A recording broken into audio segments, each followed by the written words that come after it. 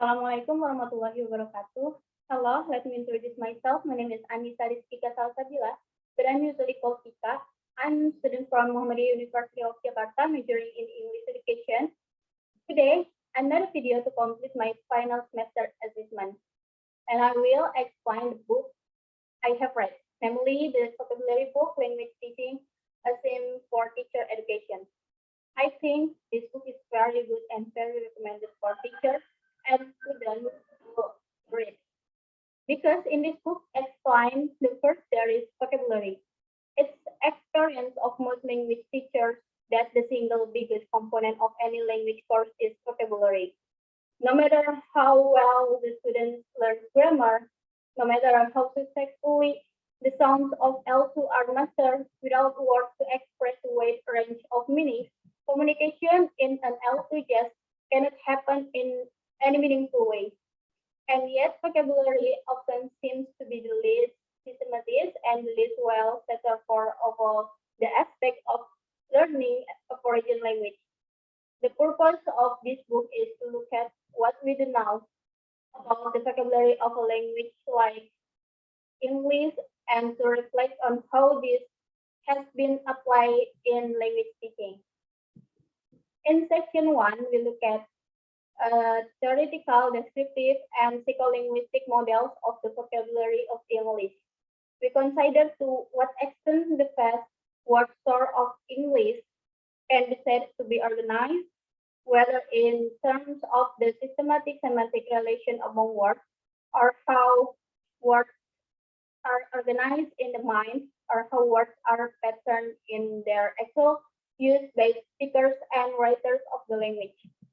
And then in section 2, consider how the insights of section 1 have been translated into vocabulary, teaching materials, and lexical reference works. It attempts to get below the surface of published materials to trace the links between them and the theoretical and descriptive models that have informed them, or whether consciously or only subconsciously as general trends in language teaching have changed. From an emphasis on simply teaching facts about language system to language as communication uh, to language learning as an interactive process and towards individualization. And then in section 3 consists entirely of tests designed to take the insights of section 1 and 2 into the classroom, where teachers can explore for themselves the relevance of theory and description. The emphasis is on involving the learner in such exploration and on evaluating the activities in one's own teaching situation. And the next material, there is language teaching. A theme for teacher education, the purpose of this theme of books is to engage language teachers in the process of continual professional development. We have designed it so as, as to guide teachers towards the critical appraisal of ideas and the informed application of these ideas in their own classrooms. The same provides the application of these ideas in their the same provides the means for teachers to take the initiative themselves in pedagogic planning. The emphasis is on critical inquiry as the basis for effective action. We believe that advance in language teaching stems from the independent efforts of teachers in their own classroom. This independence about isn't broached about by enforcing fixed ideas and promoting fashionable formulas. It can only occur where teachers individually or collectively explore principle and experiment with techniques. Our purpose is to offer guidance on how this might be achieved. The theme consists of three sub-series of books covering areas of inquiry and practice of immediate relevance to language teaching and learning. In series one, of which this present volume forms a part, focus on areas of language knowledge, with books linked to the conventional levels of linguistic description. There are pronunciation, vocabulary, grammar, and discourse. Subseries 2 focus on different modes of behavior which relies this knowledge. It's concerned with the pedagogic skills of speaking, listening, reading, and writing. And then in subseries 3, focus on a variety of modes uh, of action which are needed if this knowledge and behavior is to the accurate in the operation of language teaching. The books in this subseries have to do with such topics as syllabus design, content of language course, and aspect of methodology and evaluation. This subdivision of the field is a means to suggest that different topics can be dealt with in isolation. On the contrary, the concept of theme implies making coherent links between all these different areas of inquiry and activity. We wish to emphasize how the how their integration formalize the complex factors present in any teaching process. Each book then highlights a particular topic but also deals contingently with other issues, with other issues themselves treated as a focal in other books in the series. Clearly, an inquiry into a mode of behavior like speaking, for example, must also refer to aspects of language knowledge which it relies. It must also connect to modes of action which can be derived at developing this behavior in learners. As elements of the whole thing, therefore, books cross river both within and across the different subseries. The principle of cross reference, which links the elements of the same, is also applied to the internal design of the different interrelated books within it.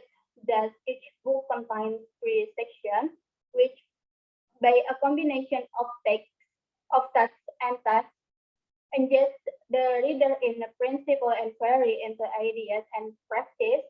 The first section of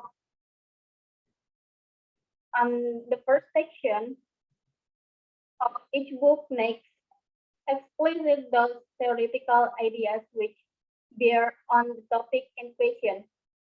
It provides a conceptual framework for the section which follow. Here the here the text has a mainly explanatory function and the text serves to clarify and consolidate the points raised. The second section shifts the focus of attention to how the ideas from section one relate to activities in the classroom. Here the text is concerned with demonstration and the texts are designed to get readers to evaluate suggestions for teaching in reference both to the ideas from section one and also to their own teaching experience.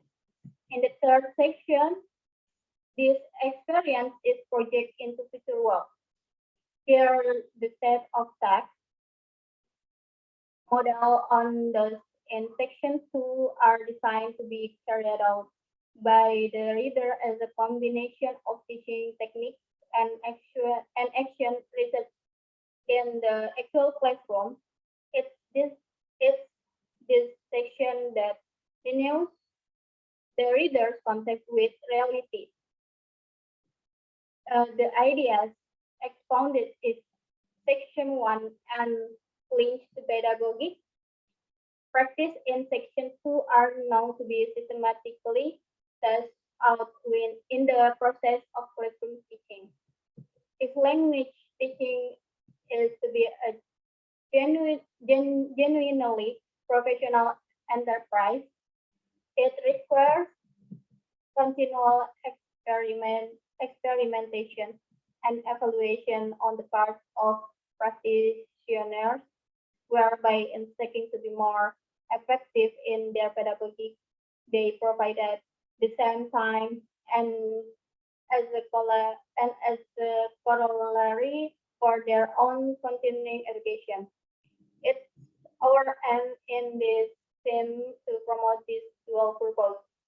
It's the expertise of most language academics that the one large element element of any language course is vocabulary, irrespective of how effectively the code learns, learns grammar, regardless of how efficiently the sounds of L2 are mastered without test to precise a weight selection um, of meanings. Communication in an L2 simply can occur in any significant approach, and but vocabulary typically appears to be the least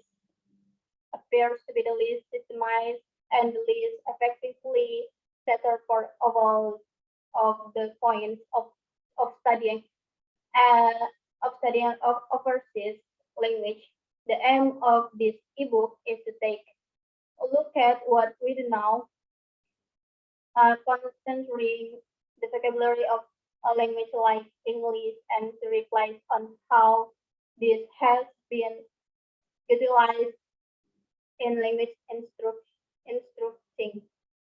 A series of 12 books on language teaching written over a period of 10 years is, reviewed. The series intent is to promote the practice of informed teaching to empower student teachers to act as autonomous agents and to make consider pedagogic choice based on sound theoretical knowledge according to their particular teaching learning context or MSA.